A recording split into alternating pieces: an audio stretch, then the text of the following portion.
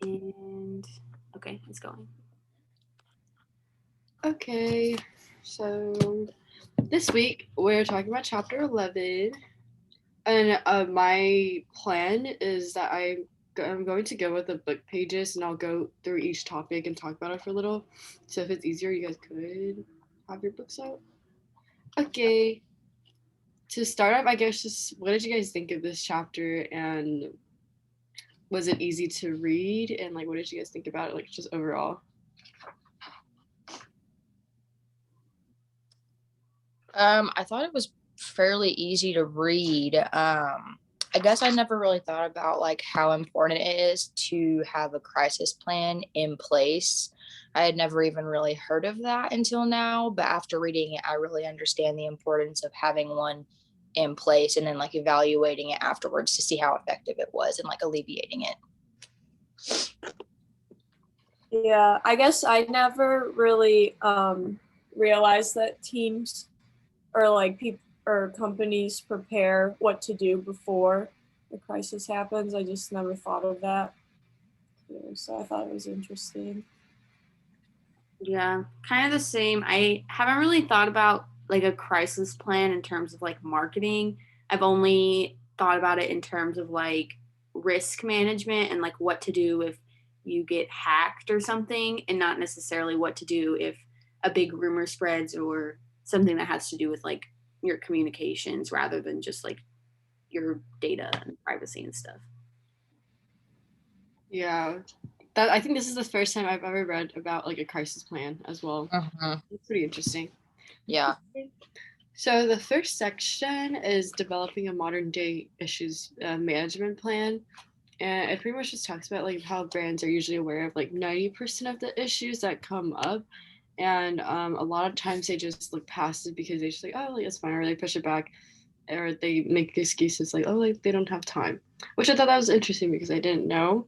But on page 159, there's like a whole like drawn out plan, I guess. And I was just wondering like what you guys thought about it when you first saw the plan.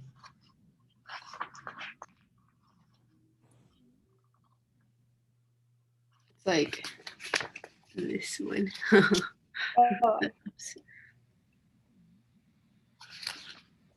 I mean, at first I was kind of like, it's a lot, like kind of thing. But once you kind of take like each section and read it individually, it actually totally makes sense. Yeah, it was a little overwhelming too. When I first saw it, I was like, oh, okay. I thought it was interesting that go ahead. Sorry. I thought it was interesting that like this whole chapter with like crisis plan, it's like talks a lot about influencers. Like out of all of the things that we've talked about in terms of marketing or digital marketing, like they really harped on the influencers on this one, which I thought was interesting. Yeah, for sure. That yeah, it is pretty interesting. Okay. I guess I didn't realize like all of the like there's like so many different key components and like a crisis plan, and like there's so many in this little chart, and like I didn't even realize like all of those were needed, but they all make so much sense when you look at it and think about it. Yeah. Okay, just right below, still on the same topic, what are the 3 distinct phases for a crisis, a management plan? And what are your thoughts on it? Unknown issues. Yes. Face the crisis day. And correct history. So basically figure out what's wrong, what you know is wrong, or what you know is an issue. If a crisis does hit, use your plan to manage it, and then make sure you're fixing the problems like as you go. Like don't just like brush it over and then wait for another crisis day for the same problem. Like fix it, basically.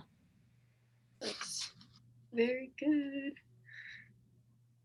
Okay, and the next little section. Oh, also, you guys can jump in. Sorry, I should have mentioned this earlier. You guys can feel free to jump in whenever you guys have anything to add.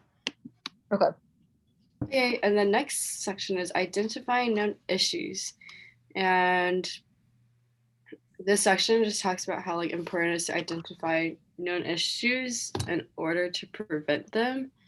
And they list like a bunch of the issues that could happen. It's like the first one's like list of known issues, know the share of conversation volume, profile pro and con influencers, breathe and get to know influencers, place the right content, note the positive and negative words, and tag the right words, which are just like little sections we go over later on. But I was just wondering if you guys ever had an experience while working, maybe where you saw issues and you had to use one of the like just one of the issues listed in real life.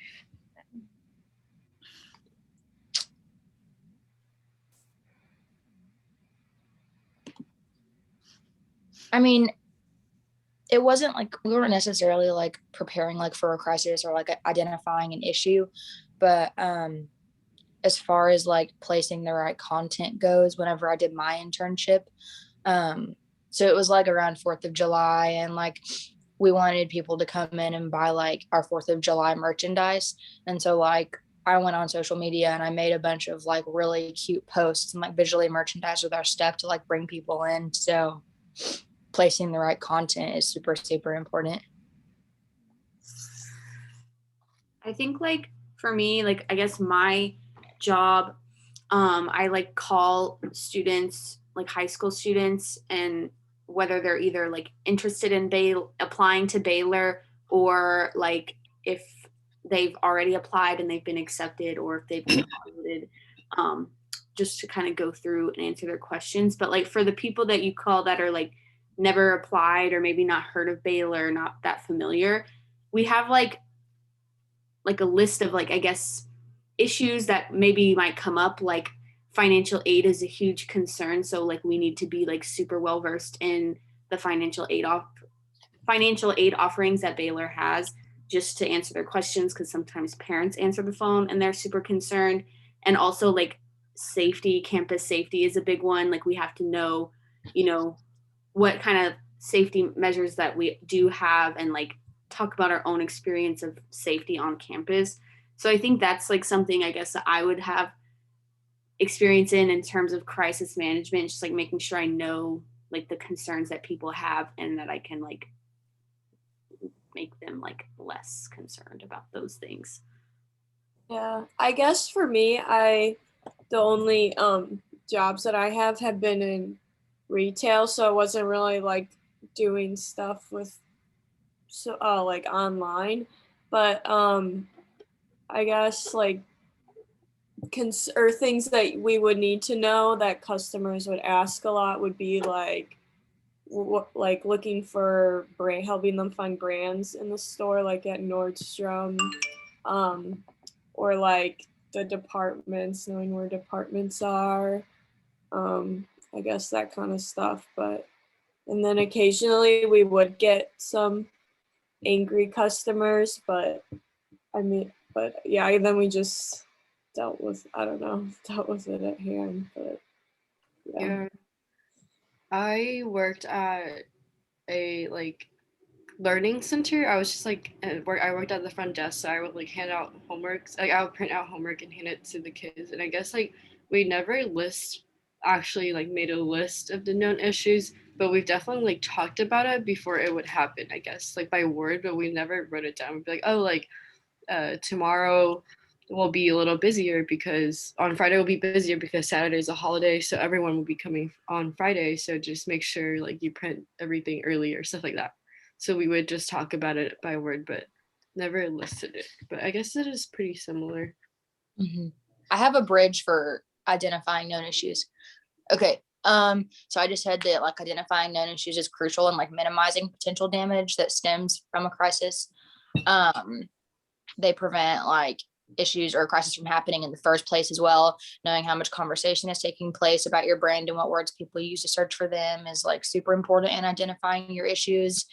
And then I said that in my fashion forecasting class, we learned that it's like super vital to keep track of conversation about your brand, as well as knowing positive and negative words and who drives the conversation, such as like influencers, in order to forecast future trends, problems, etc. I learned that without keeping track of these elements, a brand will suffer because they don't have any idea like what's around the corner, what the future holds. And then I said that like identifying known issues and fashion forecasting directly correlate, because without the identification of these known issues, forecasting is impossible. And then without forecasting, people are completely unaware of what issues or trends are possibly up next. Thanks for sharing. Mhm. Okay, and moving on to the next like small section is knowing share a conversation online. And this section pretty much just talks about how after you identify an issue. Oh, did I skip? Oh, sorry, I skipped a section. Okay, backtrack. The next section is listing of issues, and it is important to have issue listed so it does not come as a surprise later, which is pretty much what Lucy just went over. And there are some positions that are listed down here, like legal, human resources, customer service, business unit heads, senior executives, and pretty much in these little sections, it just talks about how you can, which resource you can go to when you have problems, or what type of problems. Sorry, that was a little rude. And I was just wondering if you guys have ever ran into a situation where you had to go to one of these higher up positions to ask about an issue you have noticed during work.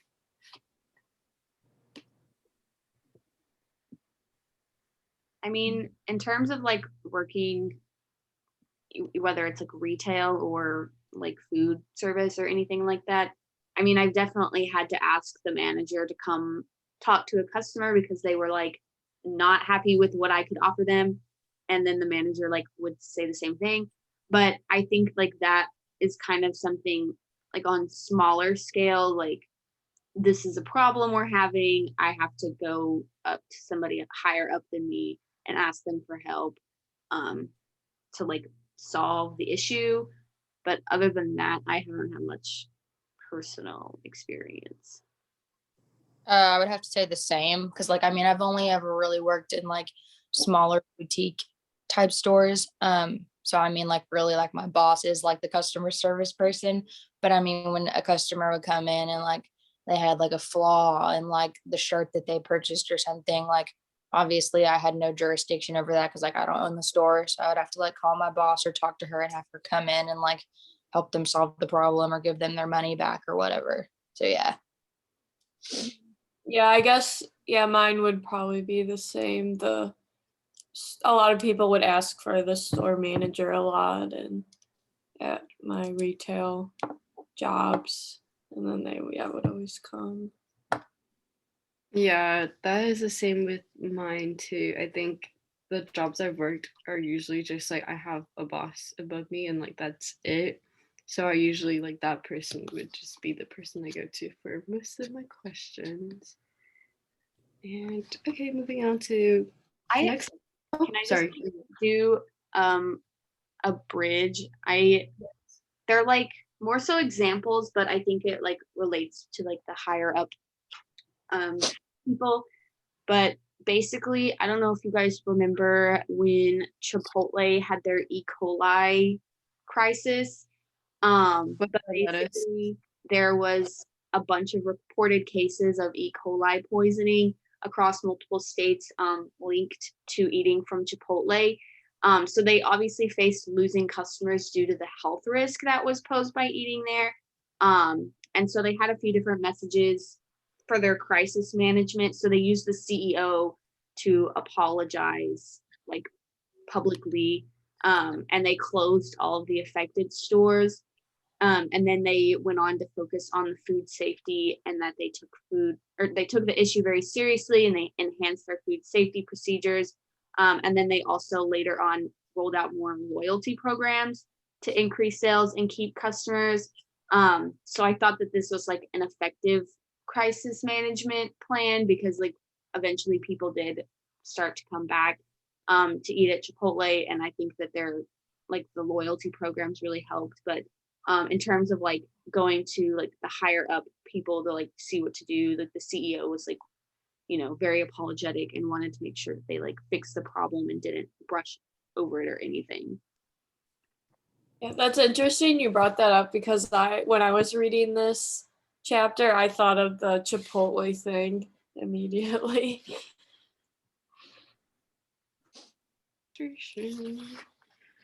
Okay, so the next section is knowing share a conversation online. And it pretty much talks about how after you identify an issue, you can now go online and see if other people have like been talking about the same things, which I'm sure for like the Chipotle one, like a lot of people were talking about it online. So that is probably what they did too for a lot of the issues. And I guess a question for this section is how would this method be helpful for the company? And if you guys have specific examples, that would be great too. Just, I mean, like when determining how to like, alleviate an issue or fix a crisis or handle a crisis, like you need to understand like how many people are talking about it and exactly what they're saying about it. Because if you don't know like what group of people are talking about it or what exactly they're saying about it, how can you effectively fix it? Yeah, I have like another bridge / example that kind of relates to this. But another example of like a crisis was, I don't know if you guys saw the Fairlife milk. They had like a huge scandal where they were like accused of abusing their cows and like treating them really poorly. But essentially there was a video that like went viral online that showed like the people at this said like farm like throwing them around and kicking them and leaving them like in extreme heat. So obviously that like definitely triggered a lot of conversations online because like I know I heard about it online. I didn't hear about it from the actual company. I just heard like or saw the video or saw somebody share the video. So I definitely think that one is like really important to understand like the conversations that are happening online and knowing how quickly it's spreading.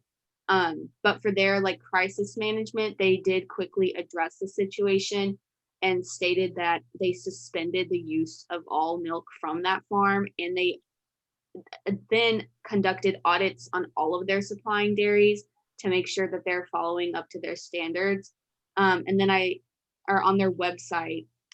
They also have a care for animals section that states they have a zero tolerance for animal abuse. So I think that overall that's another good like plan because they quickly addressed the situation and made like quick decisions to stop anything that was like negatively that they were doing instead of just like saying they're sorry but like still keeping like ties with that dairy farm.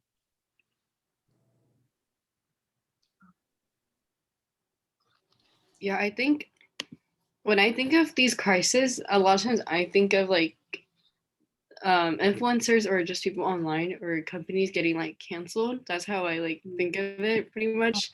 And I feel like the same way as like what you said, Kylie, like a lot of times like I find out about crisis from companies like from like social media because I feel like a lot of times like because I guess maybe also I'm on it so much and I'm not as aware of like the news and stuff because I usually don't have it on. I find out through social media, like through Twitter, through like TikTok, through Instagram. And I feel like a lot of times when these issues happen, like it's like the hot topic, like everyone's talking about it. Or I'm like, oh, on Twitter, like why is example Chipotle trending right now? And then I'll click on it and then I'll be like, ooh, like what's the issue or what does everyone have problems with? So I feel like if companies do not do that, I feel like it would be very detrimental because they would be missing out on like what their customers' opinions are because I feel like that's where people put their opinions. So it's definitely really important, I think. Yeah, I find out mainly like you said, crises through social media and stuff. Yeah. It's Yeah, always for sure. people who have very um strong opinions, I feel like. Yeah. But, yeah. And I feel like people when they're bored, they like to make memes out of like situations like that. So I feel like it would be like good for companies to see like what they're messing up on so they could not like, I don't know, fix it and just be aware. Yeah. Mhm. And that will take us into the influencer stuff that the book talks about. And the first section will be profiling pro and con influencers. And I pretty much talk about how like it's important to nail down the influencers that are talking about your products, and these people could be like talking about the brand positively or negatively.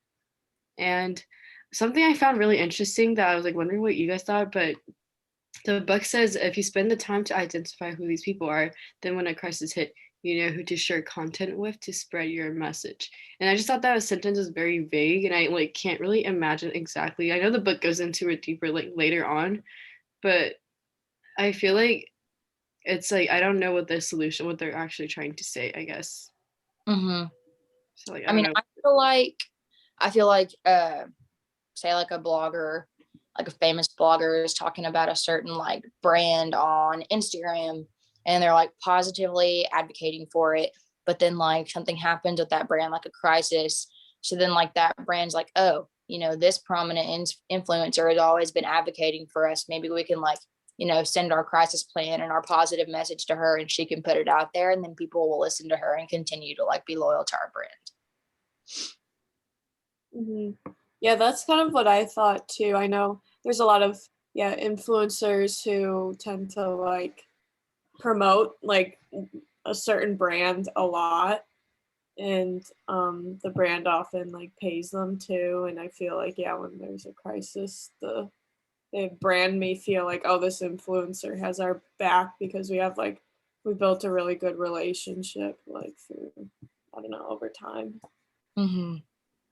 Yeah. I think also like if you have like multiple influencers, like choosing, okay, well, like I'm not going to say anything about the crisis plan to this influencer, but this influencer I definitely will, because I know that their audience will be like, more influenced by it, or they'll do a better job of communicating the message than maybe like somebody else that we work with. Yeah. And then I guess going the next section directly ties into it, just goes deeper in, and it's just how like getting to know the influencers and placing the right content. And in the last section, I talk about getting to know the influencers more and where they post content that way so you can prevent the crisis from happening. And I was wondering if there was an influencer that is actively talking about how, oh yeah, sorry. If you guys were working for a company and if there was an influencer that that's actively talking about how negative your products are and how you would reach out to them, how would you reach out to them? And could you guys think of a specific example you have seen from like another company maybe?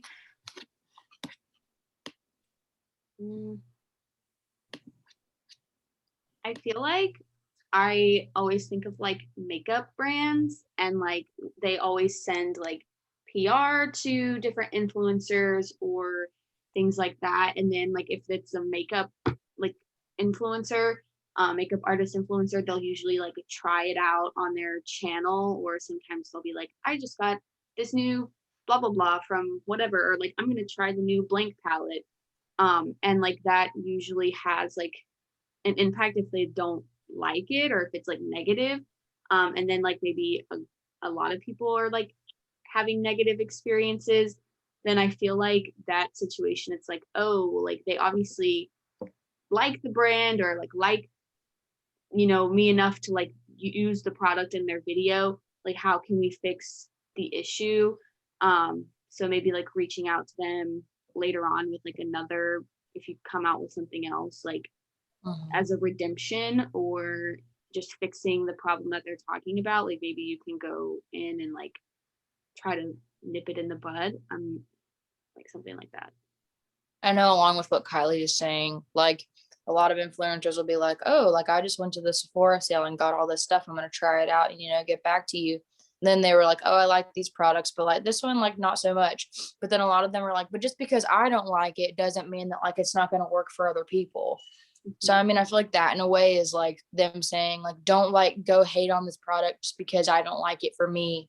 But I guess if like I was the brand that was being like hated on, I would just reach out and maybe just like list out like different positive aspects about my brand, and also maybe be like, well, just because like, you know, you see these famous influencers like not liking our product, it doesn't mean that it won't work for you. So like maybe give it a chance and just be super positive with them and try to like inspire them to use it instead of like saying like, oh, don't you dare hate on my brand, because then obviously that would just create an even bigger issue.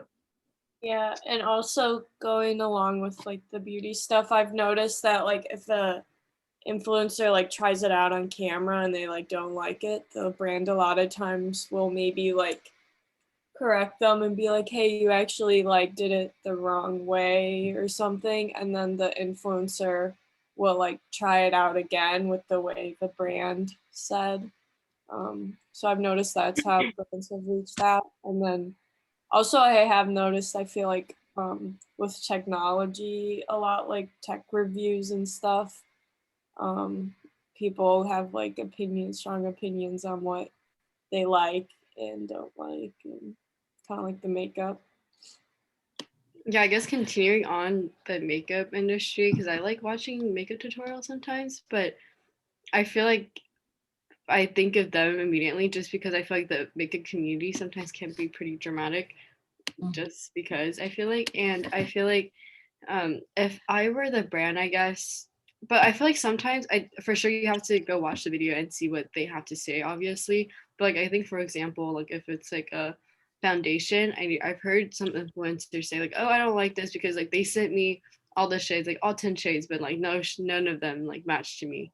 So I feel like if that's like the issue, I probably would just like bring it up, but not necessarily confront them, because I feel like with confronting, then they'll probably just like clap back with even more, like in a more dramatic way. But I feel like maybe just be like, hey, sorry that you didn't like this product, we'll try to fix it. And then the next time, like it's kind of like what Kylie said, I guess the next time when we do fix that problem, we'll make sure to like give them the new PR packages with the like, I don't know, like 50 shades this time, and to make sure that like we are fixing the problem the next time, so then the influencer can feel better about it, I guess. Yeah. Yeah.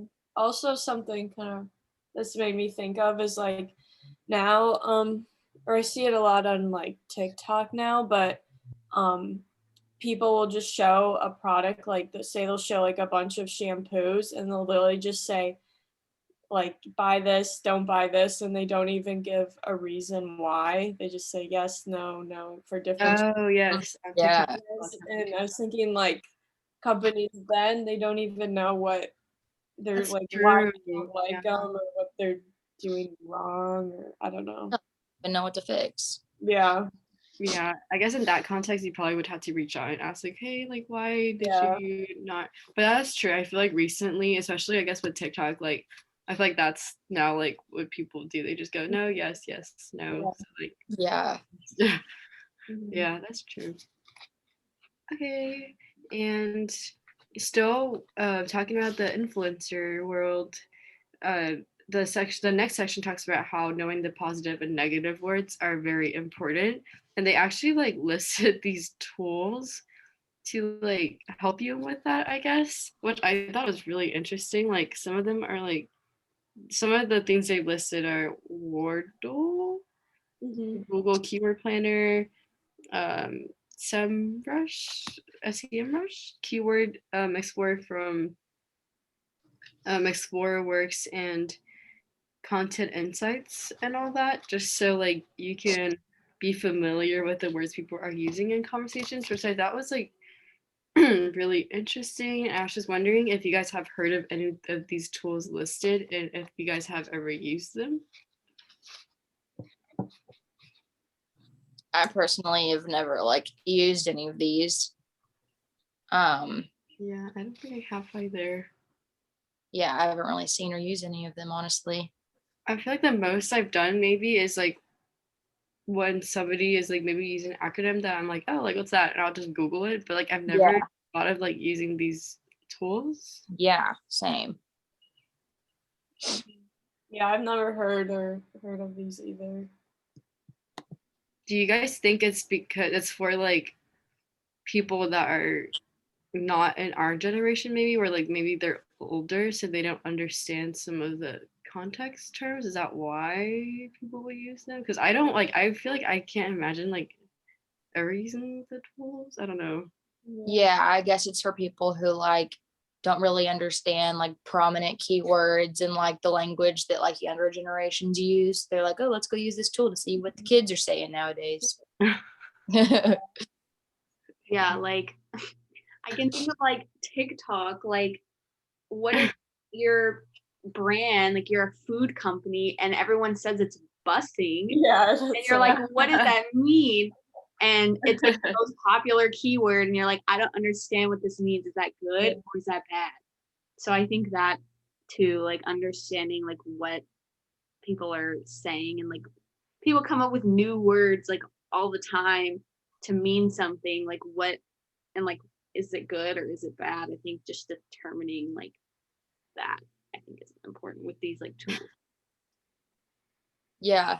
I also feel like these tools are really important in determining like what keywords to use like when you're talking to different like age groups and two different generations. Cause like with our generation, obviously we use like more modern terms versus like if you're talking to our parents or trying to appeal to them or help them fix an issue, you're not going to use our words. You're going to use their terminology. So I think these tools can help you kind of determine what to say to certain groups of people. That's a good point. Yes. I think it's also, or I'm reading the Keyword Explorer one, and that one says it will show you like the related, it will show you like also competition surrounding that word. Mm-hmm. Kind of interesting, which I never really thought of. So I Yeah. guess it helps you, see what that online community is searching for too. Yeah, that is pretty helpful actually. Mm-hmm. And going on with words, the next section is tagging the right words, and it just talks about how it is important to identify keywords people are using online, and that they should match the words you are tagging on your websites. And I don't know if you guys have any like bridges for that or anything. I have one like another example kind of for like the influencer, I guess. But I think just talking a lot about like using the right influencers and like making sure that those relationships are good and like the keywords are right. I was like thinking of an example when Cosmopolitan magazine, like the Philippines, they posted their cover of Lily Reinhart, like from Riverdale, and they like significantly photoshopped her waist in. And she posted it like on her story and just like went off on them for like changing her body and like all this stuff, and how it was just like super unrealistic. And I think that that was interesting because it seems like, you know, whoever was like in charge of like getting her for the cover shoot just like obviously didn't do enough like briefing to get to know them, or like profiling that might be an issue like of photoshopping and like body positivity. Because like she's already like pretty thin, like there's like no need to like add more. And then just based off of like other research that I did, like it just doesn't seem as if they had any statement towards it. Like they're like, oh, like that's just what we do. We just Photoshop all the time. That's what it's like to be in the entertainment industry and, you know, like modeling on a cover shoot. And I just think that that just doesn't really help them that much, because if your like person on the cover of your magazine is like dragging their own cover, then that's not going to like help you at all, because then people aren't going to want to buy it, or even like support them in the future, which I just thought was interesting that I couldn't find any like sort of statement about it. They just kind of were like, yeah, it's Photoshop. Mm-hmm. Yeah. And I guess in like, I don't have a bridge, but I mean, I guess just like in terms of like social media, like it's important to know like prominent keywords that people are using, because like if you don't use popular keywords in your posts, then people are more likely to just like not even view your content. But if you're using those popular keywords and people notice that, they're going to be like, oh, like they're up to date with the times and what we're saying, and your content's going to be more relevant. Yes, I agree with that. And moving on to crisis day monitoring and ongoing reporting. This one, I was just wondering if you guys had, what are steps when you do face a crisis? What are the steps when you do face a crisis? And this is on page 166. I guess, like, what are the 3 steps they listed? And I guess, could someone just briefly go over them? First one's dealing with the issue hitting, and I feel like they're pretty self-explanatory. Like, yeah, like you deal with it, and you kind of got to figure out the next one. You kind of got to figure out your plan. So yeah, you deal with it, then you develop your plan, and then your last one is determining your reporting plan and cadence. So determining how you're gonna like speak on the matter and report it, and what like channels and platforms you're gonna use to like, figure it out. Thank you. So deal, develop, determine, the 3 Ds. Yes. And now I guess we just dive into each 3 of them. Now, the first one is dealing with the issue hitting, and it just talks about how like you can form a monitoring team, you can activate a war room and crisis response team, and then you can develop a schedule. And have you guys ever experienced with, I guess we went over this earlier, I was just asking if you guys have ever dealt with crisis and how did you and your company handle it? But if you guys have other examples, maybe, since we went over some of them earlier. I mean, I guess I could go, like, working at Nordstrom. It would be like we would get a lot of angry customers, or like mad customers.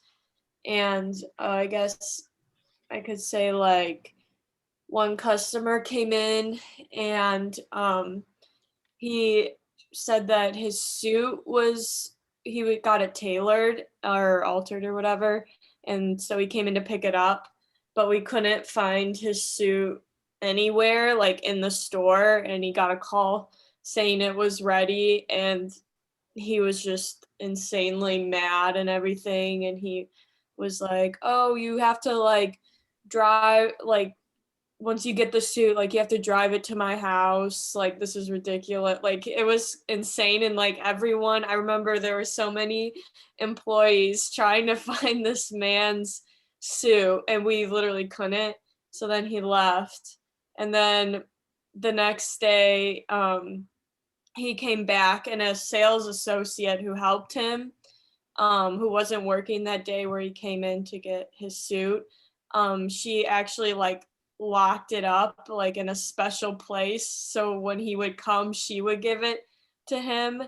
And so I guess the way the issue was, and then he was really happy, and like it was kind of weird how he, I don't know, like, was, I don't know, but anyways, but I guess, yeah, the issue, or how we handled the issue was, I mean, we did the best we could trying to help this man, but I don't know. I mean, it worked out at the end, and we were very apologetic.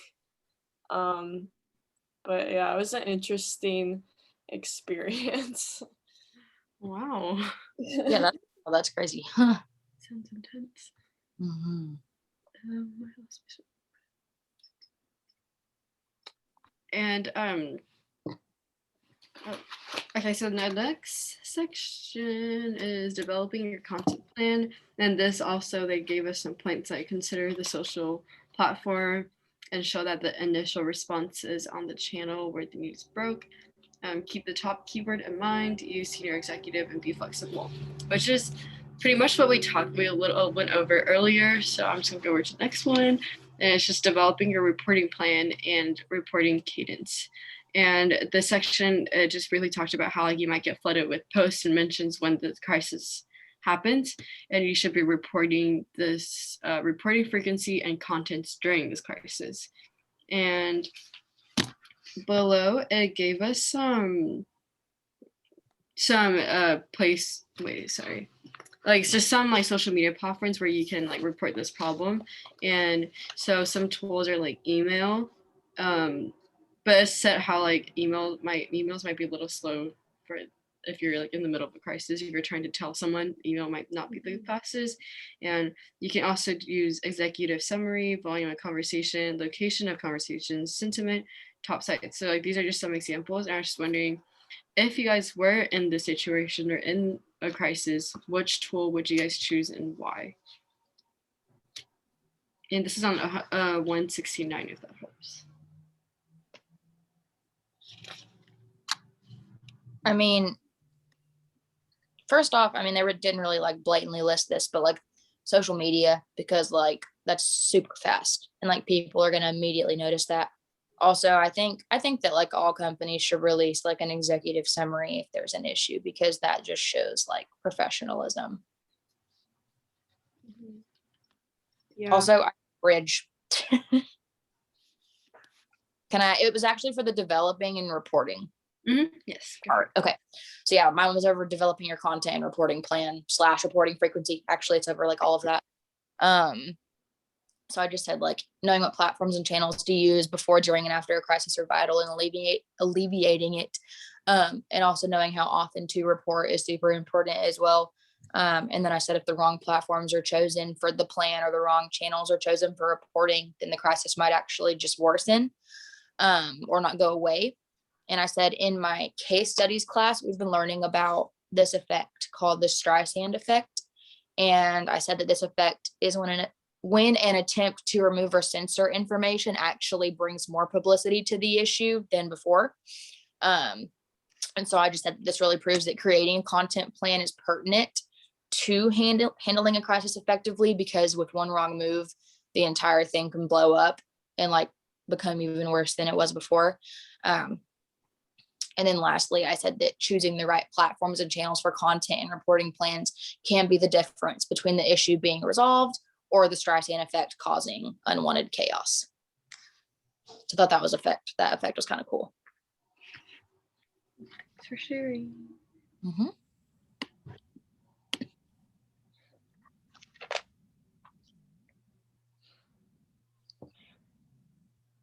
Okay, and now moving on to post-crisis.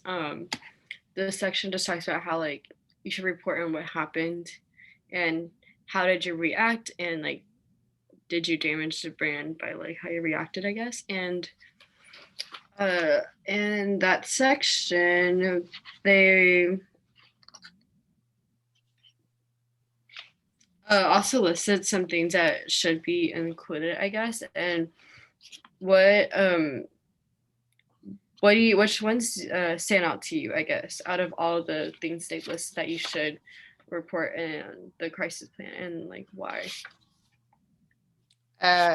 New influencers definitely stood out to me, because you need to know like what influencers are specifically talking about your product and whether it's good or bad. So I definitely think new influencers and influencer coverage is like super crucial.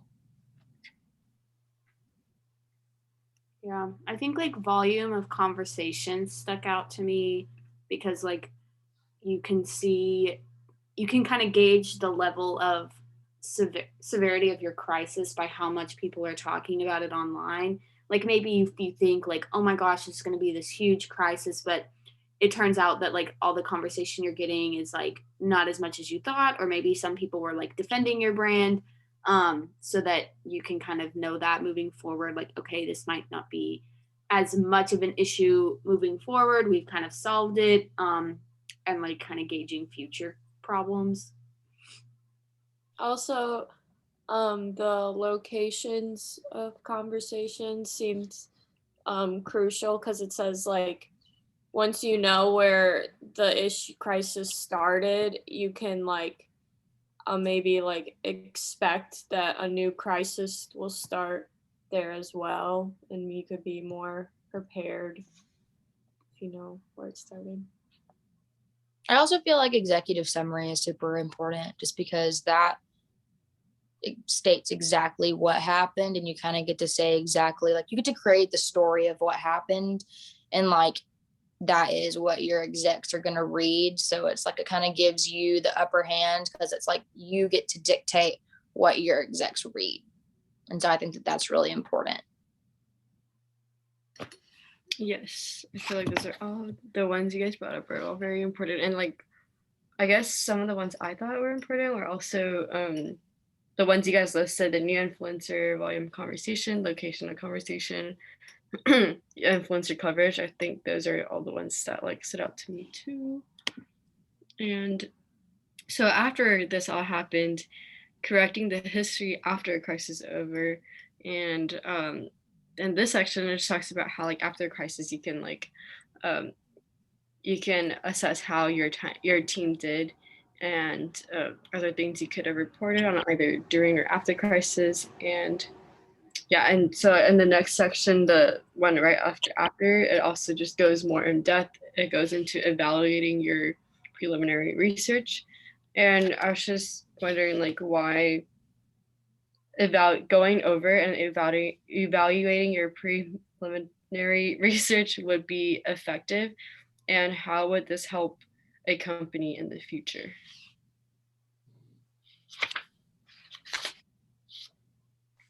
Well, I mean, preliminary research. I mean, I think research is like super vital in like all aspects of business, companies, everything. Because like if you don't do research, you're gonna be clueless. But like this research helps you to figure out like what content, what platforms, channels are gonna be the most effective, what influencers are gonna be the best people to like speak on your product, like what words are super popular at the time, like what story you need to tell and like what message will be the most effective in like getting out to your audience. So I think preliminary research is just like, I mean, it always should be the first step, because if you do the research, then like everything else will just kind of fall into place and you'll really have an effective plan. But without it, like you really have no basis.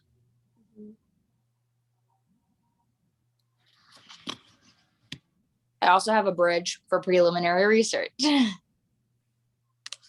Okay, so I said that my third bridge is evaluating preliminary research. And I said that this is vital when it comes to figuring out what was and wasn't effective in your crisis plan. And then kind of what I just said, knowing the right people to contact to help spread the word, using the right keywords, conveying the right message. These are all like key aspects. They need to be evaluated. And then I said in my advertising procedures class, we have learned the importance of preliminary research throughout the entire semester within our semester project. We had to like choose a company and create an effective marketing campaign to like boost their brand image. And I've learned that like without preliminary research, you simply like can't create an effective brand campaign. And then I said, in order to craft a successful campaign, you must know the right platforms and channels to use, the right content to post, the right people to use to spread your word, and the most efficient message to convey. And then I said, preliminary research is crucial in effectively handling a crisis, as well as successfully crafting a brand campaign. Without this research, success is just simply out of the question.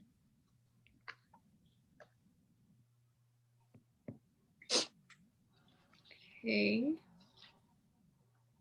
Anyone else have any other bridges for you?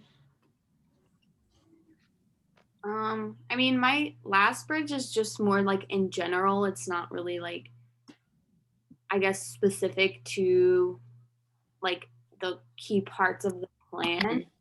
That's okay. But I'll just go ahead and get it out of the way. But basically, I found a Forbes article about how crisis management is like changing and maybe affected by COVID and working from home. So like the book kind of mentions how like chaotic a crisis day may be. And so working from home can create like a disarray for your crisis plans. And if you aren't in an office, there might be like a need to, increase the communications. You can't just like run into a meeting room. From leadership, so that everyone is aware of like what their role and what they're doing, because you're not like around anyone. But it also, working from home can create benefits for managing crisis, and that there's easier access to reach out to other people than there were before. People are always on because they're like working like not typical like workday hours. Like some people work later or some people work earlier. And then it can add like complexity too, just because businesses can address and alter their crisis plans now. It can definitely help them in the long run. Thanks for sharing that. And so like the last part we have, the last section is identifying key third parties and a content syndication plan. And I just talked about how like after the crisis, evaluate and see if there were any third parties that were on your side and help defend your point. And some questions for you guys, just how might a third party help defend your view? And are there any examples you guys can think of where an influencer or blogger that you follow, or just a brand you follow, or sorry, a third party that you follow defend a brand?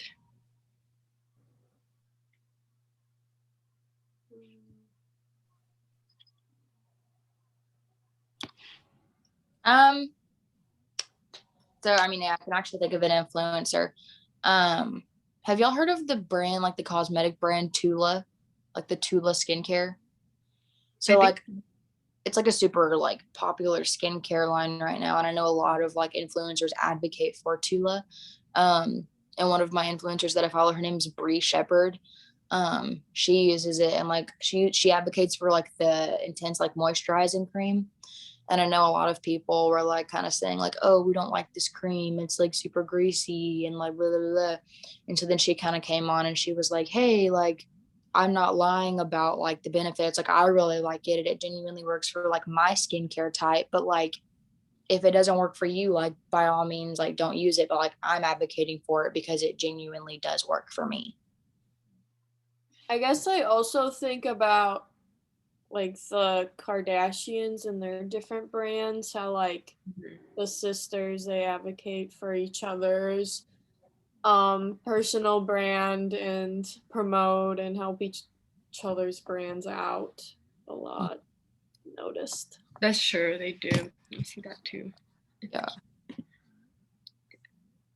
Okay, and I guess now like closing, like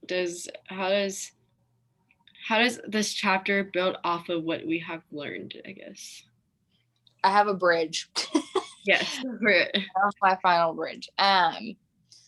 So mine's like, it's over this last section. And I said, like, in my advertising procedures class, as well as this class, we've learned the importance of keeping track of your content movers, channels, and conversation volume.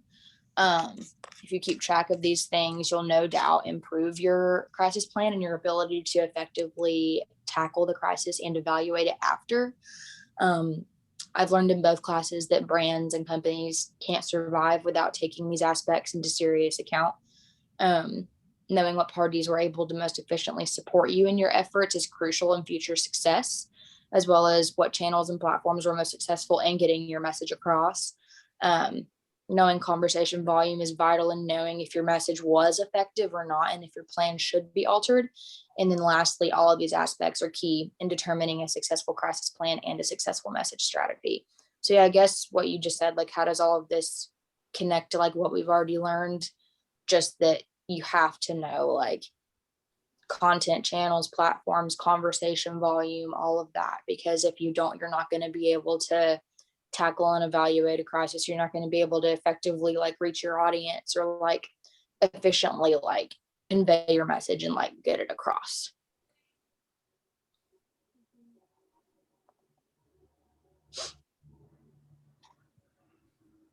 Anyone else on how, I guess, this chapter ties in the other chapters and how it builds off of it? I guess just like all of the stuff that we've talked about in terms of like different marketing channels and like making sure you understand the right channels for your message and making sure you understand the right audience for your message. All of that ties into what you're delivering for your crisis plan. Like if you're making sure you're delivering your message to the right audience and like making sure you're using the channel that the crisis is talked about on to put the initial message and all of that. It's like making sure that you're like going after it strategically. Yeah, and I also think like in the past chapters we've touched a lot about like utilizing like data and like analytics, and it's crucial to know what is important, like what you should pay attention to, what you shouldn't, to be more like efficient in handling everything. Yeah, I agree.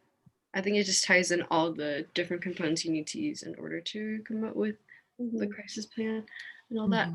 But yeah, and Should we any do last thoughts? Oh, no. I still have the drawing. Yes, you can show us your art. Okay. If this is, I'll have to probably read it because like I have a lot of words, but okay. Wait 1 sec. Okay, so let me get this light. Okay, so hold on. Okay, so this says McDonald's. It's crossed out. That's a hamburger crossed out. That says I got food poisoning at McDonald's from a Big Mac. And then the comments on this is TikTok. The comments are nobody buy Big Macs. Good thing I don't like Big Macs anyways. My mom got food poisoning too from McDonald's. And then this says McDonald's. And that's people, and those are supposed to be computers. But that's so what do you guys think of it? When I see it, I think, well, obviously when I see the TikTok post, I think of like how influential TikTok is and like influencing like younger minds. It's like obviously when people see that, they're gonna be like, oh, McDonald's, like this person got food poisoning, like we might get food poisoning. So it's like obviously gonna damage McDonald's brand image. But then when I see the people on the computers, I think of that as like McDonald's like trying to effectively like tackle this crisis and like come up with a plan to like mitigate the issue. Yeah. Oh, sorry. I just like also think like this book was written before TikTok was like really a thing. And like the effect of TikTok now on like cancel culture and like spreading like tons of negativity towards brands is like exponential. And it's like crucial that brands like know what's going on TikTok, like what is people talking about on TikTok, and if it's negative, because that's gonna spread quickly. And like they put TikToks on like Fox News all the time, so I mean you have to like really understand the like effect that TikTok has. And like if it goes viral on TikTok, it's gonna go viral other places because people post TikToks on Instagram and Twitter and Facebook. So yeah, I think just like the effect of TikTok that it has on brands. Yeah, that's kind of what I see too. It's like a combination of Kylie and Lucy's. It's just like a girl posted about her how she got food poisoning from TikTok on TikTok, and then like in the comments everyone's like, oh yeah, like me too, like I had this too. And then on the right side it's just like everyone seeing this and it going viral. Okay, so I guess what I was thinking, so yeah, this was TikTok. So I like tried to incorporate like the location of the content was TikTok, and then keywords I felt like that were like Big Macs, food poisoning, McDonald's, and then this side, I meant for it to be like the response team at McDonald's, like trying to figure out like how to solve this crisis like really fast. But I thought it was like interesting from your guys' perspective too, that this is like everyone viewing, like consumers viewing it. So I thought that was interesting. But yeah, that was pretty much the gist of it. I like your drawing, Claire. Yes. But I was printing, I was having trouble printing it. Oh. Okay, any last minute thoughts or anything? Did we miss anyone? We're all good? Okay, I think we're good then. Yeah.